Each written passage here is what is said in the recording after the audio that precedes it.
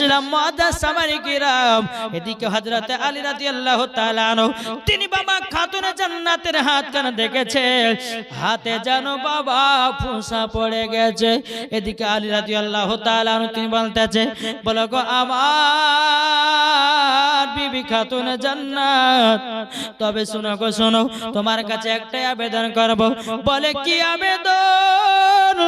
আবেদন হলো এটাই, বলো গো আমার বিবি খাতুনে জান্নাত, আবেদন হলো এটাই।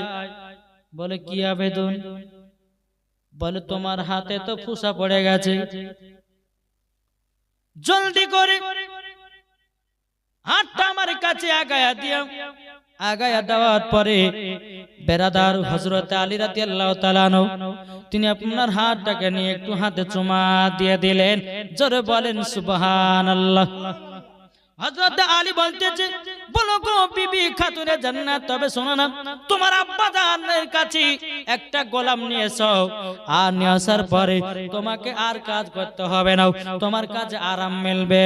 খাতুনে জান্নাত বলছে, স্বামী গো, তবে একটা কথা আপনি শুনুন, আমি যে যাব আমার আব্বা জানের কাছে গোলাম আনতে গো স্বামী, আপনি আমাকে যাওয়ার কি অর্ডার দিচ্ছেন?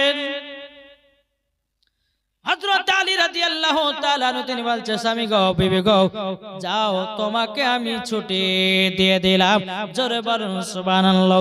বাবাজি মা ফাতেমা রাদিয়াল্লাহু তাআলা আনহা তিনি পর্দার আড়ালে বাবা এক পা দুপা করে আমার নবী মুস্তাফার কাছে বাবা যেমন পৌঁছেছে। আমার নবী মুস্তাফা যখনই আপনার খাতুনে জান্নাতকে দেখেছে, বাবাজি আমার নবী মুস্তাফা দাঁড়িয়ে গেছেন। দাঁড়িয়ে যাওয়ার পরে আমার নবী মুস্তাফার মাথার পাগড়ি মুবারকটা খোলে খাতুনে জান্নাতকে বসতে দিলেন। বসতে দেওয়ার পরে বাবাজি সমস্ত সাহাবীরা বলছেন, ইয়া রাসূলুল্লাহ, ইয়া হাবিবাল্লাহ, নবী গো, ও গো দয়াল নবীজি, আপনি খাতুনে জান্নাতকে মাথার পাগড়ি খুলে কেন আপনি বসতে দিয়েছেন? আমার নবী বলছে, গো সাহাবীরা, আমার বিটি ফাতেমা সমস্ত নারীদের সরদার, তারই জন্য আমি বসতে দিয়েছি, তারই জন্য বসতে দিয়েছি। বেরাদার ইসলাম মুআদ্দাস সামানিকরাও যখন বাবাজি এই কথা বলার পরে খাতুনে জান্নাত মা ফাতেমা রাদিয়াল্লাহু তাআলা আনহা তিনি বলছেন, আব্বা জান গো, আপনার সঙ্গে দুটো পার্সোনাল কথা ছিল। আমার নবী মুস্তাফা বলতেছে, বলো গো বিটি ফাতেমা, আমার কাছে অনেক সাহাবীরা বসে আছি, তুমি এখন বাড়ি চলে যাও। বাড়িতে যাওয়ার পরে আমি এক সময়তে তোমার সঙ্গে দেখা করে নেব। খাতুনে জান্নাত মা ফাতেমা রাদিয়াল্লাহু তাআলা আনহা তিনি বাবাজি কি করলেন? বাড়িতে চলে গেলেন। বাড়িতে চলে যাওয়ার পরে সন্ধ্যাবেলাতে আমার নবী মুস্তাফা এক পা দুপা করে খাতুনে জান্নাতের বাড়িতে গেছেন।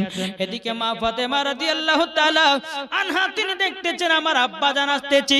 যখন বাবা আব্বা জান আসতেছে বলে দেখেছেন খাতুনে জান্নাতের শরীর মোবারক থেকে চাদর খুলে নবী মুস্তাফাকে বসতে দিয়েছে। আর এরা বলছে নবীর প্রতি ক্যাম করা যাবে না। ক্যাম মানে কি গো? ক্যাম ক্যাম মানে কি? ক্যাম ক্যাম মানে হচ্ছে দাঁড়ানো। তো খাতুনে জান্নাত নিজের আব্বা জানকে দেখে দাঁড়িয়ে গেছিলেন, আর দাঁড়ানোই মানে হলো ক্যাম। আজ ওয়াহাবি দেবন্দি লামাজাবি এরা বলতেছে নবীর প্রতি ক্যাম করা চলবে না। আরে বোকা, নবীর প্রতি যদি ক্যাম করা নাই চলে তাহলে পরে তুই একটু ভাব, তুই যে দাঁড়িয়ে দাঁড়িয়ে নামাজ পড়ছিস, দাঁড়ানো তো মানে ক্যাম, তো দাঁড়িয়ে দাঁড়িয়ে নামাজ পড়তে কাল থেকে বসে নামাজ পড়িস নাকি গো? কাল থেকে তাহলে বসে নামাজ পড়বি। দাঁড়ানো মানে হলো ক্যাম। আর আমরা দাঁড়িয়ে দাঁড়িয়ে বাবাজি নবীর প্রতি সালাতু সালাম পড়ি কি? ইয়া নবী সালাম আলাইকা পড়ি কি পড়ি না? আমরা গান গাই না, আমরা ঢোল বাজনা বাজাই। আরে বোকা কাহিকার লোকেরা বলে যে নবীর প্রতি ক্যাম করে। এই বোকা, এক পৃষ্ঠা পড়ে না, দু পৃষ্ঠা পড়ালাই আর তুই বলছিস নবীর প্রতি ক্যাম করা চলবে না। মানে বাবাজি সোনা মানিকেরা, যেই নবীর প্রতি ক্যাম্প করেছে হযরত আবু বকর সিদ্দিক, জোরে বলেন, যেই নবীর প্রতি ক্যাম্প করেছে হযরত উমর ফারুক, যে নবীর প্রতি ক্যাম্প করেছে হযরত উসমান গনি, যে নবীর প্রতি ক্যাম্প করেছে বেরাদার ইসলাম হযরত আলী, যে নবীর প্রতি ক্যাম্প করেছে হযরত উসমান জিন্নুরাইন, জোরে বলেন। আর এই বোকারা চার পাতা বাংলা পড়ে আছে, বলছে যে নবীর প্রতি ক্যাম্প করা যাবে না, দুরূদ করা যাবে না, মিলাদ করা যাবে না। বাবাজি এরা হচ্ছে পাক্কা ইহুদিদের দালাল, বুঝতে পেরেছেন না? দেখেছেন বড় বড় দাড়ি আছে না, বড় বড় দাড়ি, হ্যাঁ, আর যার যত বড় দাড়ি ও হচ্ছে শয়তানের বধাড়ি। দেখা যাচ্ছে সুফিগিরি, কিন্তু বাবাজি মুসলমান এরা হচ্ছে শয়তানের দল। জি মুসলমান সোনা মানিকেরা, তা আপনাদেরকে বলতে চাই যে আহলে সুন্নাতুল জামাতের ভিতরে পা বন্ধু থাকুন, ইনশাআল্লাহ মরার পরে জান্নাতি জান্নাতি জান্নাতে, জোরে বলো সুবহানাল্লাহ। বাবাজি মুসলমান, আপনাদেরকে আমি বলেছিলাম ইবলিস শয়তান 650 কোটি বছর আল্লাহর ইবাদত করেছিল। কত বললাম? 650 কোটি বছর আল্লাহর ইবাদত করেছিল। তো 650 কোটি বছর আল্লাহর ইবাদত করেছিল, তার ইবাদত সব বরবাদ হয়ে গেছে। বরবাদ হয়নি? হয়ে গেছে। কেন? নবীকে সম্মান দেয়নি বলে, আদমকে তাজিম সেজদা করতে বলেছিল। আল্লাহ পাক আল্লাহ তাআলা বলতেছে ফাসাদাদু ইল্লা ইবলিসা আবা ওয়াস্তাকবারা ওয়া কানা মিনাল কাফিরিন। আল্লাহ বলতেছে হে আদাজিল, আদমকে তাজিমে সেজদা করো। বাবাজি সমস্ত ফেরেশতাকে আল্লাহ হুকুম করেছিলেন, সমস্ত ফেরেশতা আদমকে সেজদা করেছিল, তাজিমে সেজদা ইবলিস করলো না। আল্লাহ বলে কাফের হলি, শয়তান হলি। ইবলিস বলছে আল্লাহ 650 কোটি বছর আপনার যে ইবাদত করেছি, ইবাদতের কি হবে? আল্লাহ বলতো তোর ইবাদত সব বরবাদ, ইবাদত বরবাদ। কেন? আদমকে তাজিমে সেজদা করলি না মানে আমার নবীকে সম্মান করলি না। আর নবীকে সম্মান যে না করবে তার নামাজ রোজা সবকিছু বেকার। ওয়াহাবিরা নবীকে সম্মান করে না, করে দেওবন্দিরা নবীকে সম্মান করে না, লামাযাবিরা নবীকে সম্মান করে না। আরে নবীর প্রতি দরুদ ক্যাম্প পড়াকে সম্মানীয় ব্যক্তি বলে, জোরে বলে। আরে শুধু নামাজ পড়লে জান্নাতি হওয়া যায় না, মুখে দাড়ি রাখলে জান্নাতি হওয়া যায় না, মাথা টুপি থাকলে জান্নাতি হওয়া যায় না।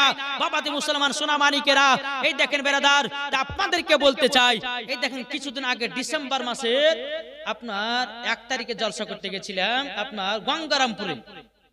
তো ওই জায়গাতে দুরুদ ক্যাম্পে খুব ঝামেলা শুরু। আমি ওখানে চ্যালেঞ্জ ঘোষণা করেছিলাম যে বলো শোনো, তোমরা যদি হাদিস ও কোরআন থেকে যদি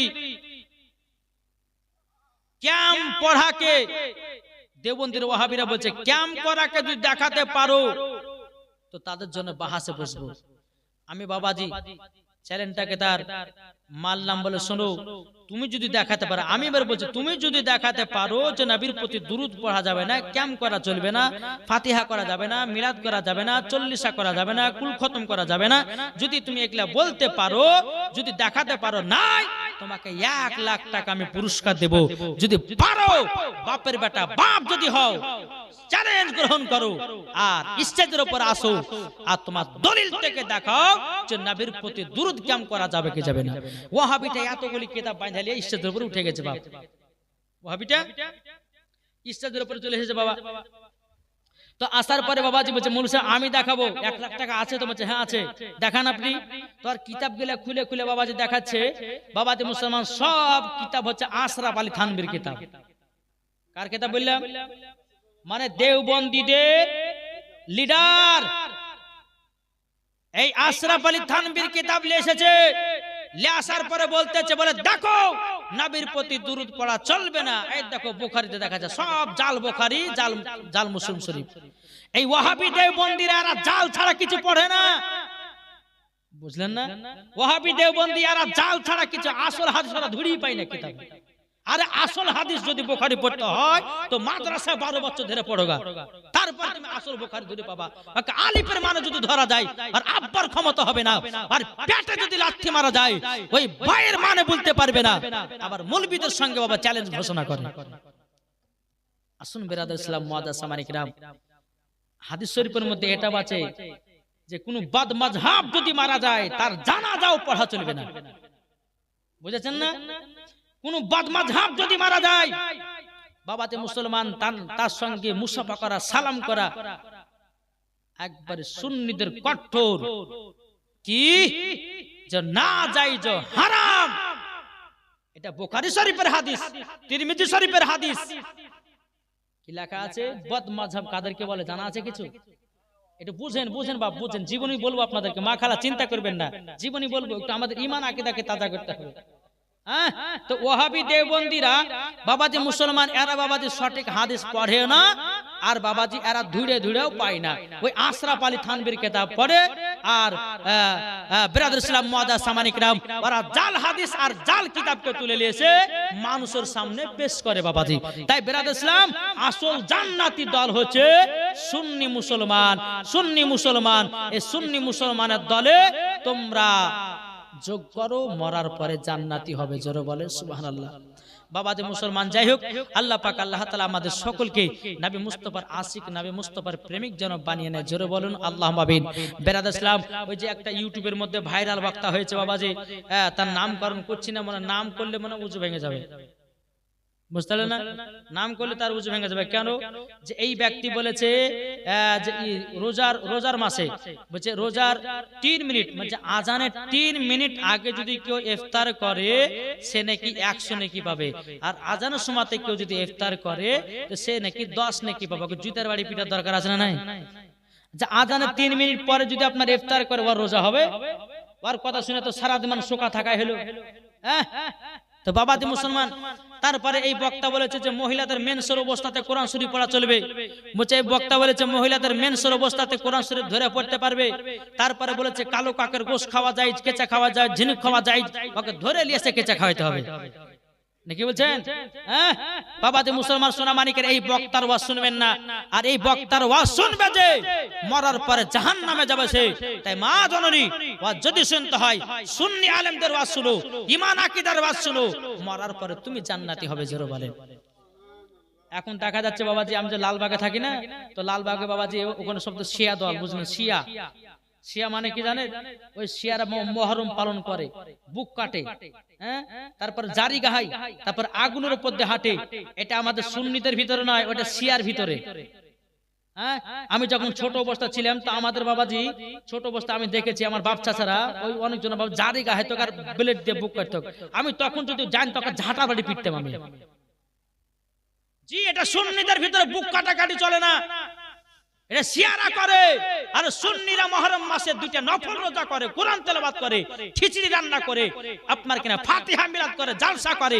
এটাই হচ্ছে মুহররম মাসে, মুহররম মাসে বুক কাটা, মুহররম মাসে আপনার কিনা আগুনের উপর দিয়ে হাঁটা, মুহররম মাসে আপনার যাবতীয় কষ্ট কাজ করা, এলা চলবে না। মুহররম মাসে করবে কি? নফল রোজা করো। মুহররম মাসে করবে কি? তুমি খিচুড়ি রান্না করো। মুহররম মাসে করবে কি? কোরআন তেলাওয়াত করো। মুহররম মাসে কি করবে? ভালো কাজগুলো করবে। বুক কাটা, পিঠ কাটা, হাত কাটা, পা কাটা, এগুলা ইহুদি খ্রিস্টানেরা করেছিল। বিরাদর ইসলাম মুআদ্দাস সামানিক রাম, এই যদি মুসলমানেরা করেছিল, ইমাম হুসাইনের গর্দানকে কেটে বাবাজি বল্লমের আগলে রেখে দিয়েছিল। ইমাম হুসাইনের গর্দানকে রেখে দিয়েছিল, মাথা মুবারকটা রেখে দিয়ে তারা ঢোল বাজনা বাজিয়েছিল, লাঠি খেলা খেলেছিল, বুক কেটেছিল আনন্দতে। তাই বিরাদর ইসলাম মুআদ্দাস সামানিক রাম, এটা বাবাজি সুন্নিদের ভিতরে নয়, এগুলা করে শিয়ারা। সুন্নিরা কখনো এসব জিনিস মানে না, মানে না, মানে না, মানে না। তো বাবাজি মুসলমান, যাই হোক, একবার দুরূদ শরীফ পড়ুন। আল্লাহুম্মা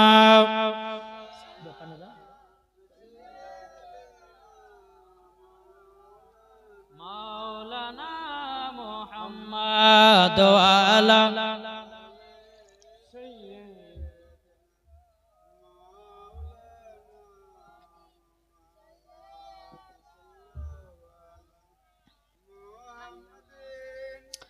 সাল্লু আলা মুহাম্মদ ওয়া আলা আলি সাইয়্যিদিনা মাওলানা মুহাম্মদ সাল্লাল্লাহু তাআলা আলাইহি সাল্লাম। তো বাবাজি মুসলমান, ওই যে আমি বলছিলাম না যে আপনার গঙ্গারামপুরে, জি গঙ্গারামপুরে, ওখানে বাবাজি চ্যালেঞ্জ ঘোষণা হয়ে গেল। বলছে ওই আপনার কমিটির লোকেরা বলছে যে মৌলভী সাহেব আজকে মুনাজারা করা হবে না, মুনাজারা ডেট করতে হবে, সারাইতে মুনাজারা করতে হবে, কি কি বিষয় নিয়ে মুনাজারা হবে ওটাও লেখালেখি করতে হবে, থানা পুলিশে আপনার থানাতে জানাতে হবে, পারমিশন নিতে হবে, তারপরে মুনাজারা ডেট হবে।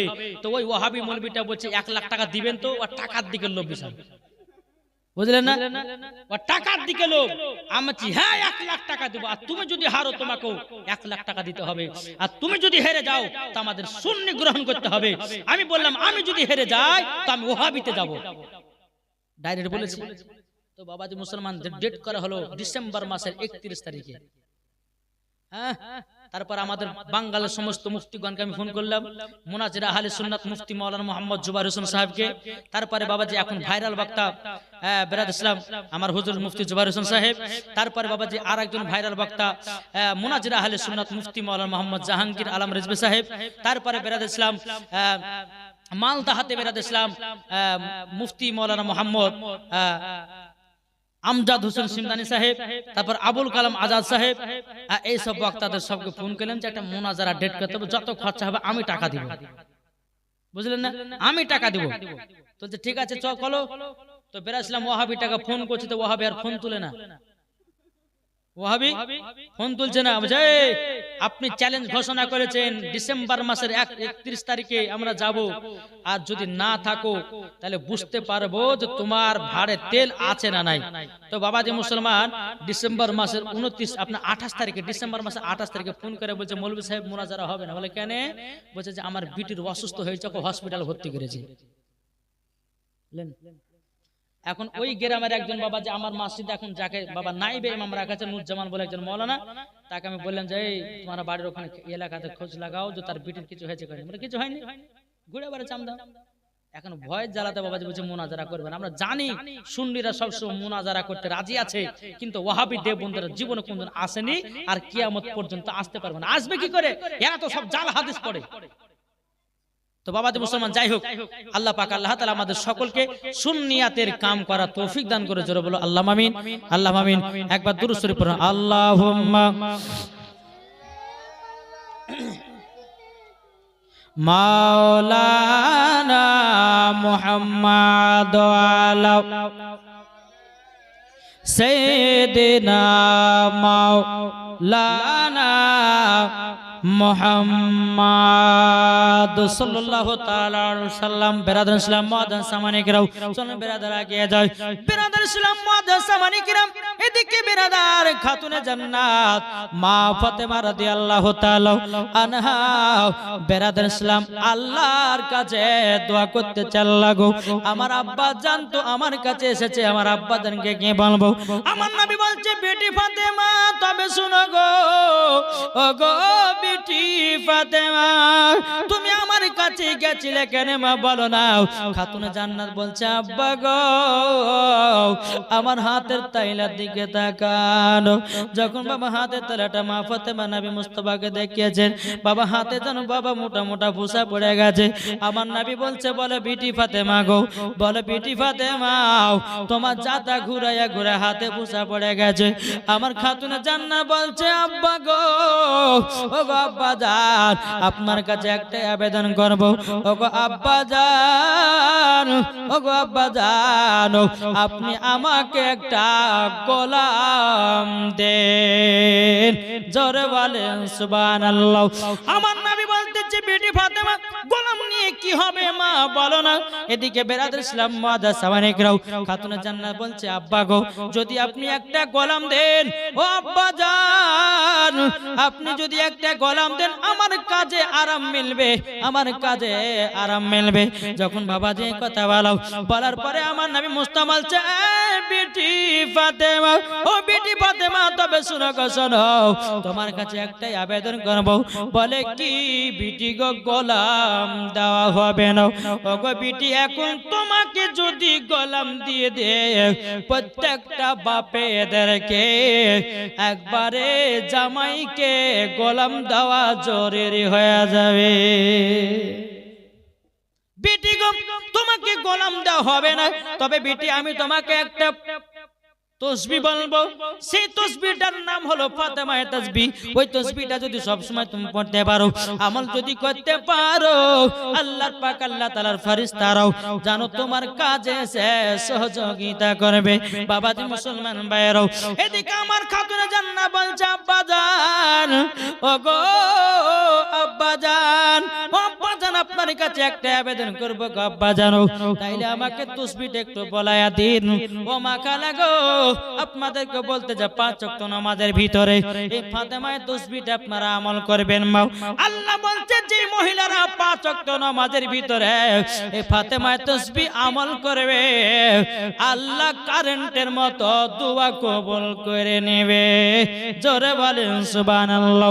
বাবাজি মুসলমান ভাইরা, আর যদি কাজ না করে গো মা, তাইলে কোনো ভুল আছে তোমার। কি গো, ঠিক না? তোমার ভুল আছে। নিশ্চয় তুমি হয়তো চুরি করে খেয়েছো, নিশ্চয় হয়তো তুমি চুরি চামারি করে খেয়েছো, তারই জন্য হয়তো তোমার কাজ হচ্ছে না। আল্লাহর ইবাদত করলে বাবা সব কবুল হয়ে যায়। আল্লাহ পাক আল্লাহ তাআলা বলছেন, ওগো আমার বান্দিরা তোমরা শুনে রেখে দাও, শুনে রেখে দাও, এই ফাতেমায়ে তাসবিহ তোমরা যদি 5 ওয়াক্ত নামাজের ভিতরে আমল করতে পারো, আল্লাহ বলে যদি সঠিক বান্দি হয় নিশ্চয় তার কবুল হবে। কি গো, ঠিক না? রাতে করো মুরগি চুরি আর দিনে করো আমল, গিরে কাজ হবে না। ঠিক না? কি গো, ঠিক হবে না? দিনে করছে মুরগি, এদিকে বাবা রাত্রেবেলা সিরিয়াল দেখে পালা লাগিয়ে দিয়েছে, হ্যাঁ, আর 12টার সময় দেখছে যে ফাতেমা তাসবিহ আমল করতে কাজ দেবে। দিনের বেলা তুমি করতেছো কার বিয়ের খেসারি চুরি, কার বিয়ে করতেছো বড় চুরি, কার বাবা যে বাগান থেকে আম চুরি করতেছো, আর এদিকে আল্লাহ আল্লাহ করে জিকির করো। আল্লাহ বলে অতি আল্লাহ পাওয়া যাবে না। পাওয়া যাবে গো? আসুন খাতুন জান্নাতের মতো নারী হন গো মা। যেরকম দেখেন আলেমদের প্রতি একটা কথা বলি, যে সমস্ত আমরা এই আলেমগণ যারা আছেন, আল্লাহ নবী সাল্লাল্লাহু আলাইহি ওয়াসাল্লাম বলতেছেন আল ওয়ারাসাতুল আম্বিয়া, প্রত্যেকটা আলেমগণকে নবী পাকের ছোট্ট ছোট্ট নূর দিয়ে তৈরি করা হয়েছে। যারা বলেন এই বাবা যে আমি জালসা করে রাত্রিবেলা বাড়ি যাই, আপনার রাতে যাই লালবাগে যাই, যতই রাত্রি হোক না কেন লালবাগে ঢুকতে হয়, তো বেরেছিলাম ফজর আজান দিয়ে নামাজ টামাজ পড়ে ঘুমাই। বুঝতে পারেন তো একটা কমান্ড, জয় ইমাম সাহেব আপনি জীবনে কোনদিন ফজরের সময়তে উঠে আপনি নামাজ পড়াচ্ছেন না? আমি দেখেন ভাই, আমি সারা রাত জায়গায় আছি, আমি নামাজ একলা পড়ে আমি ঘুমিয়ে যাই। আমি দেখেন সারা রাত জালসা করলে পরে আপনি ভাবছেন যে নামাজ পড়তে পারবো না? তা বলছে ব্যক্তিটা যে ঠিক আছে তাহলে আমার সঙ্গে 4 দিন চলে। তোকে 4 দিন দিয়ে গেছে বাবাজি সোনা মানিকেরা, তো ওকে 3টার সময়তে লিয়েছে ঢোকা যেতে উঠছে বাজে 12টার দিকে। কটার সময় উঠছে? 12টার দিকে। তা আমি যে কি ব্যাপার গো, তুমি যে বলেছো ফজর নামাজ পড়বে তো 12টার সময় উঠছে কেন? সে ভুলে ভুল করেছে, জালসা করে খুব কষ্ট হয়েছে। হ্যাঁ, তো বাবাজি মুসলমান সোনা মানিক, হ্যাঁ, যে যেমন কাজ করে তার তো আপনার মর্ম বুঝে না, বুঝে না? হ্যাঁ, আপনারা রাজমিস্ত্রি করছেন, রাজমিস্ত্রির কষ্ট সে ভাইরা জানে, কিন্তু বাবাজি সব থেকে মানুষের আসল জিনিস হচ্ছে ঘুম। ঘুম যদি সঠিক না হয় তো কিছু ভালো লাগে না, হ্যাঁ, মেজাজ খাটা হয়ে যায়।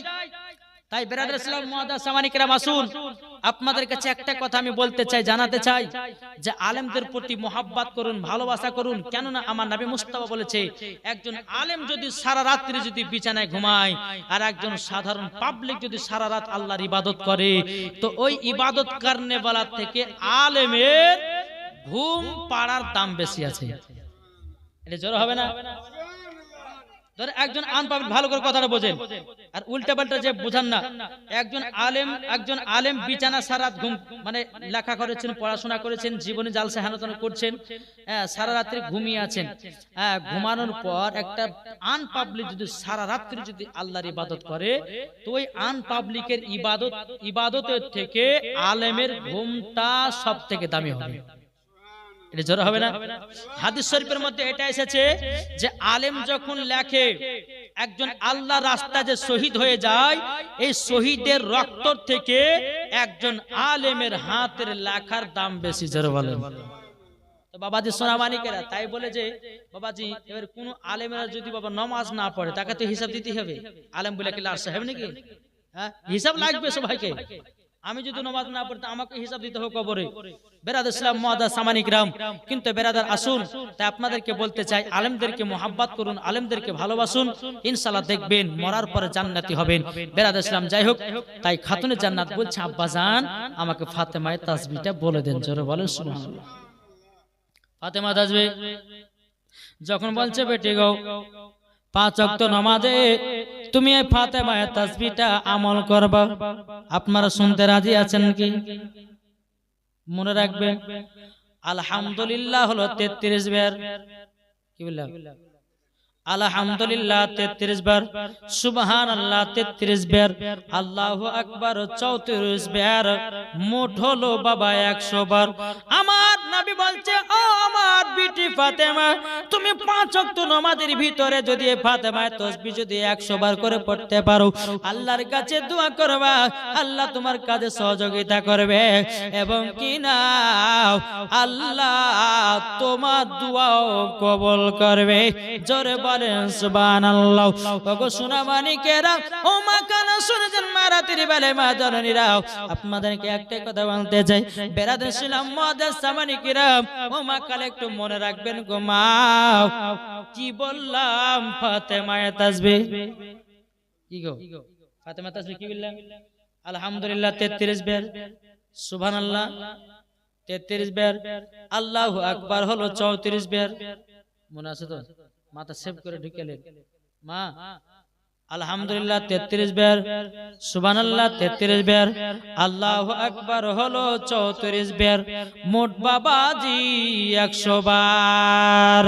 তাই বাবাজি মুসলমান ভাইরা, এ সোনা মানিকেরা, আমার নবী বলছে বেটি ফাতেমা তোমাকে গোলাম দেওয়া যাবে না। বেটি ফাতেমা বেরাদুল ইসলাম মুআদ্দাস মানিকেরা, খাতুনে জান্নাত মা ফাতেমা রাদিয়াল্লাহু তাআলা আনহা, তিনি বলছে আব্বা গো, ওগো আব্বা জান, আমি তো জাতা পিছায়া আমার হাত গুলো যেন পোষা পড়ে গেছে।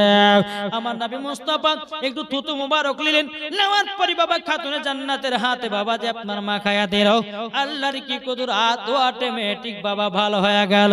জোরে বলেন না সুবহানাল্লাহ। আমাদের থুতু হলো বাবা খারাপ, খারাপ কি খারাপ না? এই সোনা মানিকেরা, যে নবী আমার গোশত যদি থুতু দেয়, বাবা যে মুসলমান ভাইরাও, যে নবী আমার গোশত থুতু দেয়, বেরাদার তো আপনার গোশতের বরকত বেড়ে যায়।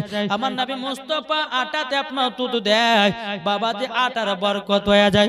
যে নবী আমার গন্ধ পানিতে থুতু মুবারক ফেলায়া দেয়, ওই পানিটা বাবা মিঠা হয়ে যায়। ওগো মা কালা, ও সোনা মানিকেরা, যারা বলে নবী আমাদের মতো মানুষ, আমি বলতে চাই গো মা জননীরা, কালকে সকাল বেলাতে 2 কেজি গোশত নিয়ে আসবেন। নিয়ে আসার পরে আপনার বিবিকে বলেন, বেবি রে এই গোশতটা রান্না করো। রান্না বান্না হয়ে গেল, যদি একটুখানি থুতু ফেলাইয়া দেয় গোশতে, আর কেউ খাবে নাকি? খাবে না। আমার নবী মুস্তাফা থুতু মুবারক দিলে গোশতের বরকত বেড়ে যায়, আর আমরা যদি থুতু ফেলি তো ওই গোশতকে গড়িয়াতে ফেলতে হয়। কি গো, যে নবী মুস্তাফার মুখ মুবারক থেকে মুস্কে আম্বার থেকে খুশবুদার ছিল, আর তোমার মুখের গন্ধ হলো বাবা যে মুসলমান ইবলিস শয়তানের মতো গন্ধ, আর তুমি বলছো নবী আমাদের মতো মানুষ। বাবা যে তোমার দাঁত হলো তেঁতুলের বিচির মতো, আর তুমি বলছো নবী আমাদের মতো মানুষ। যেই নবী আমার অন্ধকারে দাঁড়ালে পরে নবী মুস্তাফা যদি মুচকি হাসতেন, তো অন্ধকার ঘরকে আলো করে দিতেন। জোরে বলেন। আমার নবী বলছে বিটি ফাতেমা, এই বিটি ফাতেমা, এই ফাতেমার তাসবিহটা আমল করবা, আল্লাহর ফেরেশতারা তোমার কাজে সহযোগিতা করবে। জোরে বলেন সুবহানাল্লাহ। একবার দূর পড়ুন, আল্লাহুম্মা সাল্লি আলা সাইয়্যিদিনা মাওলানা মুহাম্মাদ আলা সাইয়্যিদিনা মাওলানা মুহাম্মাদ সাল্লাল্লাহু আলা মুহাম্মাদিন সাল্লাল্লাহু আলা মুহাম্মাদ হরদম জবান সে লিখলো পাক নামে মুহাম্মাদ, যাদের দিলে আছে নবী গো যাবে শুধু মদিনাতে। জোরে বলুন। যাদের দিলে দিলে আছে গো আমার নবীর ভালোবাসা গো, দেখলে পরে চিনা যায় নবীর প্রেমিক বোঝা যায়, দেখলে পরে চিনা যায় নবীর প্রেমিক বোঝা যায়, পড়িবে সবাই নামাজ দুরূদ খানা। জোরে বলেন। আর দিলে দিলে আছে গো দয়াল নবী মুস্তাফা, ও গো নবীজি ও গো নবী একবার তুমি, ও গো নবী একবার তুমি দেখা দাও দিদারে। জোর হবে না? ও গো দয়াল নবীজি একবার দিদার দাও স্বপ্নতে, মনের আশা কবুল করে নাও। জোরে বলেন। নবী আছে গো আমাদেরও দিলের মাঝেতে, নবীর প্রতি দরুদ পড়ো। জোরে বলেন। নবীর প্রতি দরুদ পড়ো, নবীকে স্বপ্নই দিদার করো, কত আছে মুমিনের পাগল। জোরে বলেন। নবী আছে গো মুমিনের ওই দিলের মধ্যেতে, যাদের দিলে আছে নবী জান্নাতের হলো যে ধনী, যাদের দিলে আছে নবী জান্নাতের হলো ধনী, কোরআনেতে আছে গো প্রমাণ। জোরে বলেন। যাদের দিলে দিলে আছে গো আমার নবীজির ভালোবাসা।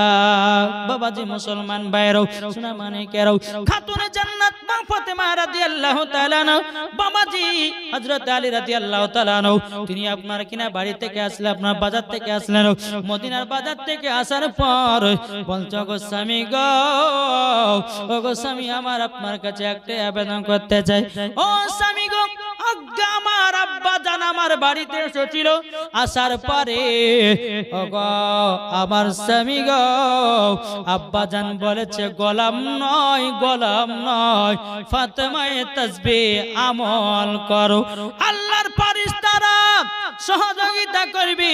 বাবাজি মুসলমান ভাইরা ও গো মা শোনা মানে কেরো, যখন বাবাজি এই কথা বলার পরে খাতুনে জান্নাত মা ফাতেমা রাদিয়াল্লাহু তাআলা আনহা বাবাজি স্বামীর পায়ে তুলে বাবা চুমা দিয়ে দিলেন। জোরে বলেন না সুবহানাল্লাহ। চুমা দেওয়ার পরে বলছে ও বিবি খাতুনে জান্নাত তুমি আমার পায়ে চুমা দিলে কেন? তখন বলছে স্বামী গো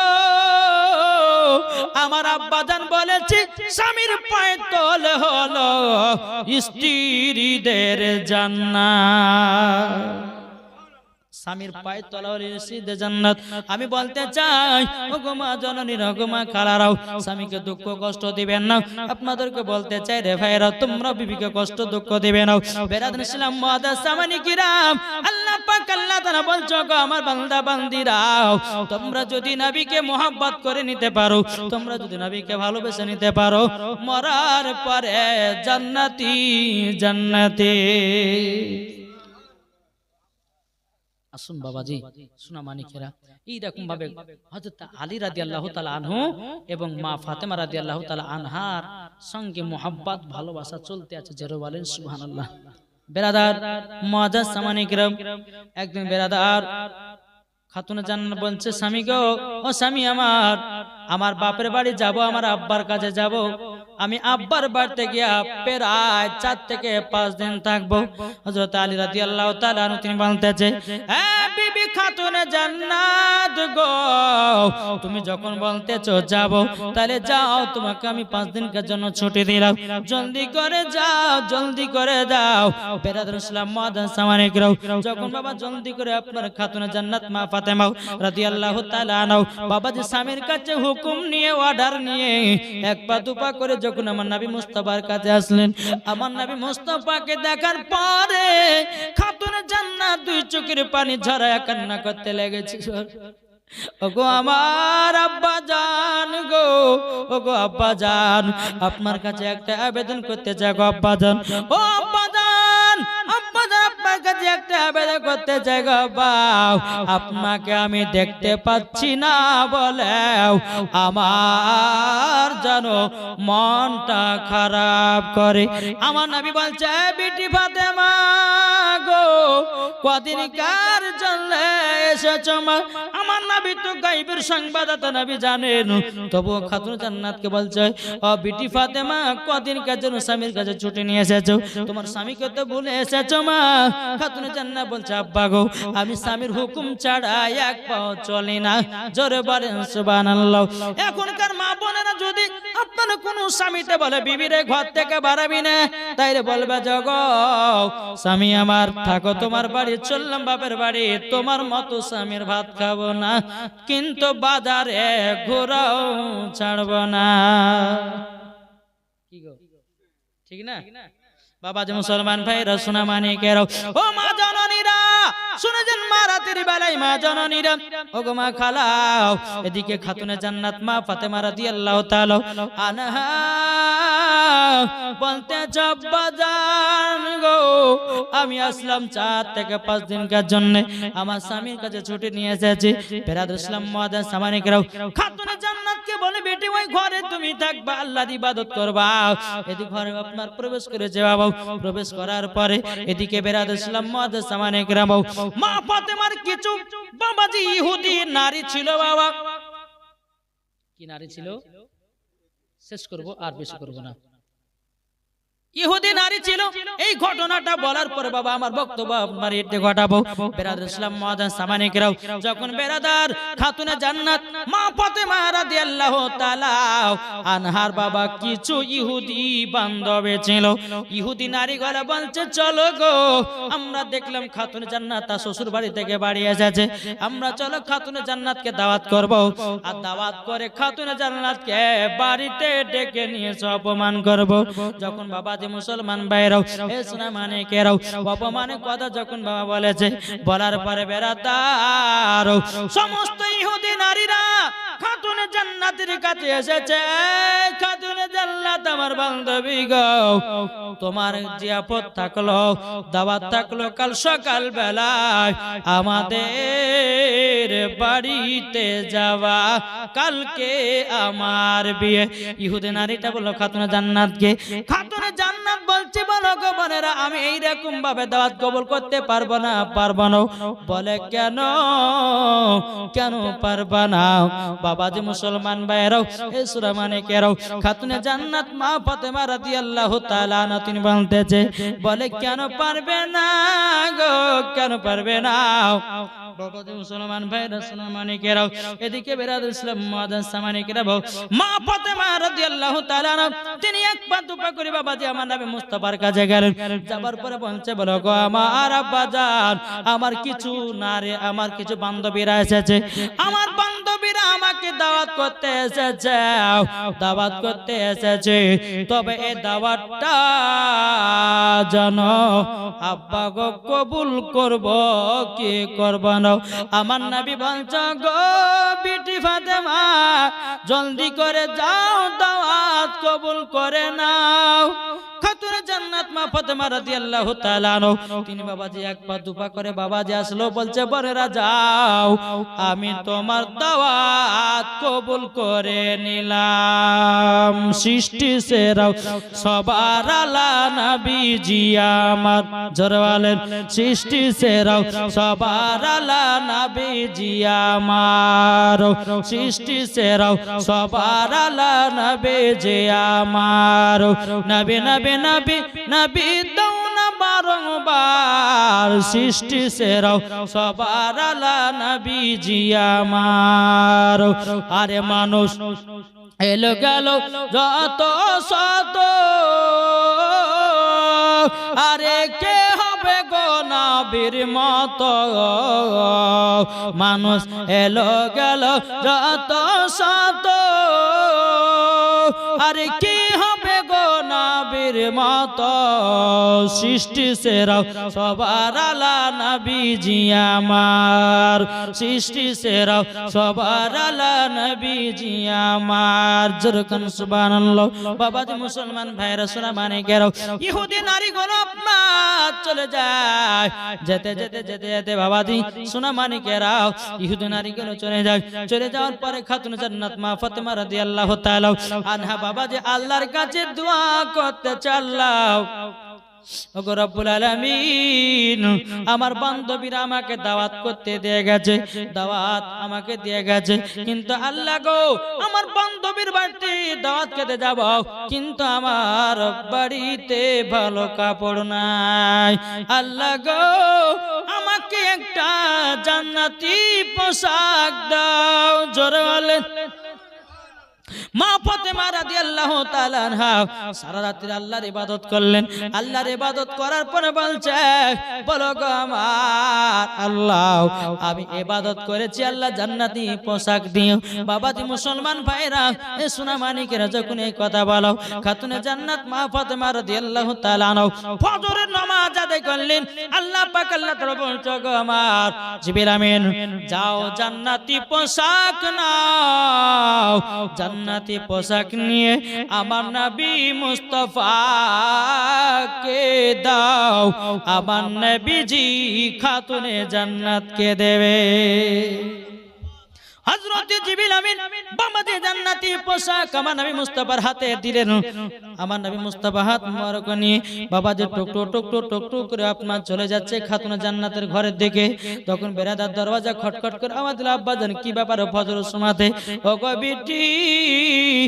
বিটি ফাতেমা নাও তোমার পোশাক খাতুনে জান্নাত বলছে বলো গো আব্বা জান আপনি কি আমার জন্য পোশাক বানিয়েছেন আব্বা গো আপনি কি আমার জন্য পোশাক বানিয়েছেন নাকি নবী বলছে বিটি ফাতেমা না গো আমি পোশাক বানাই না ওগো বিটি ফাতেমা এই পোশাক হলো জান্নাতি পোশাক জোরে বলেন সুবহানাল্লাহ বাবাজি মুসলমান ভাইরা পোশাকটা নিলেন বাবা নেবার পর সকাল হয়ে গেল সকালের দিকে বাবাজি খাতুনে জান্নাতি পোশাক পরেছে বাবাজি এত সুন্দর পোশাক বেরাদার আমার খাতুনে জান্নাত তিনার বান্ধবীর বাড়িতে যাবে রে বাবা বাড়িতে যাওয়ার সময়তে বেরাদার আমার নবী বলছে গো বিটি ফাতেমা যাচ্ছ নাকি বান্ধবীর বাড়িতে বলা বাজান যাচ্ছি বিটি ফাতেমা পর্দা করে যাও মা পর্দা করে যে খাতুনে জান্নাত আবার দৌড়াতে দৌড়াতে ঘরের ভিতরে আসলো যেই মা খাদিজার চাদরখানা ছিল রে বাবা ওই মা খাদিজার চাদরখানা শরীরে লাগায়া নিল ওই চাদরে একটা নয় দুটো নয় তিনটা নয় 7টা পট্টি মারা আছে কটা 7টা পট্টি মারা আছে ওই চাদরটা জান্নাতি পোশাকের উপরে লাগিয়ে দিলেন ও মা কালা আপনাদের চাদর হলো আলাদা আপনাদের মাথা থেকে নিয়ে মাজা পর্যন্ত ঢাকা হয় আর মা ফাতেমার চাদর মাথা থেকে নিয়ে পা পর্যন্ত ঢাকা হয় চাদর বাবাজি মুসলমান ভাইরা মা ফাতেমা রাদিয়াল্লাহু তাআলা আনহা আপনার মাথা মুবারক থেকে নিয়ে পা পর্যন্ত আপনার সুন্দর ভাবে আপনার ঢেকে নেওয়ার পরে এক পা দুপা করে তার বান্ধবের বাড়িতে চলতে লেগেছে বাবা চলতে চলতে চলতে এদিকে ইহুদি নারীগুলো মা ফাতেমার অপেক্ষায় বসে আছে বাবা মা ফাতেমার অপেক্ষায় বসে আছে আর বলতে আছে বলে কি ব্যাপার খাতুনে জান্নাত কখন আসবে আর কখন আমি তাকে অপমান করব বাবা ইহুদি নারীরা বলছে গো শুনে নাও খাতুনে জান্নাত তো ছিড়া ছিড়া কাপড় পরে আসবো তাকে অপমান করব বলে ঠিক আছে সব নারীগুলো অপমান করার জন্য বাবা খাতুনে জান্নাতকে অপমান করার জন্য সবাই আপনার অপেক্ষায় দাঁড়িয়ে আছে বেরাদার খাতুনে জান্নাত প্রবেশ করলো বাবাজি খাতুনে জান্নাত বলছো গো বোনেরা আমাকে আলাদা পার্সোনাল ঘর দাও যেই ঘরে কোনো পুরুষ ঢোকে না আর এখনকার আমার মা বোনেরা আগে বলে ও গো ভাই যে ঘরে পুরুষ আছে সেই ঘরে আমাকে দাও বলে না বাবাজি মুসলমান ভাইরা খাতুনে জান্নাত ঘরের ভিতরে প্রবেশ করেছে বাবা। সমস্ত ইহুদি নারীরা বলছে খাতুনে জান্নাত তোমার কি একটু জ্ঞান নাই, তোমার কি একটু বুদ্ধি নাই? বলে কেন কি হয়েছে? তখন বলছে ইহুদি নারীকে বলছে গো খাতুনে জান্নাত তুমি জানো আমাদের এই খানাতে বিশাল বড় বড় ধনী ধনী লোকেরা আসবে, আর তুমি এইরকম ছিঁড়া বাটা চাদরে পড়ে একখান চলে এসেছো। যখন বাবা এরকম ভাবে খাতুনে জান্নাতকে অপমান করতে লেগেছে, মা ফাতেমা রাদিয়াল্লাহু তাআলা আনহা তিনি যখন শরীর মোবারক থেকে চাদরটা বাবাজি খুলে দিয়েছে, খুলে দেওয়ার পরে বাবাজি মুসলমান ভাইরা বাবাজি খাতুনে জান্নাতের পোশাক দেখে ইহুদি নারীরা চমকে গেছে। ইহুদি নারীগুলো বলছে এই খাতুনে জান্নাত গো তুমি এত সুন্দর পোশাক পেলে কোথা থেকে? ও খাতুনে জান্নাত মার্কেটের নাম বলো, কোন রাস্তা দিয়ে যেতে হবে বলো? খাতুনে জান্নাত বলছে বলো গো বোনেরাও এইরকম পোশাক দুনিয়ার কোন কোনাতে পাবে না। বেরাদুল ইসলাম মাদ্রাসানে গো ইহুদি নারীগুলো বলছে গো খাতুনে জান্নাত য টাকা লাগুক না কেন আমার বাপেরা হলো বড় লোক, আমরা তো টাকায় দিয়ে কিনতে রাজি। খাতুনে জান্নাত বলছে কোটি কোটি টাকা যদি তুমি নিয়ে আসো টাকা দিয়ে সব জিনিস পাওয়া যায় না। ও বোনেরা গো এটা টাকা দিয়েও পাওয়া যাবে না।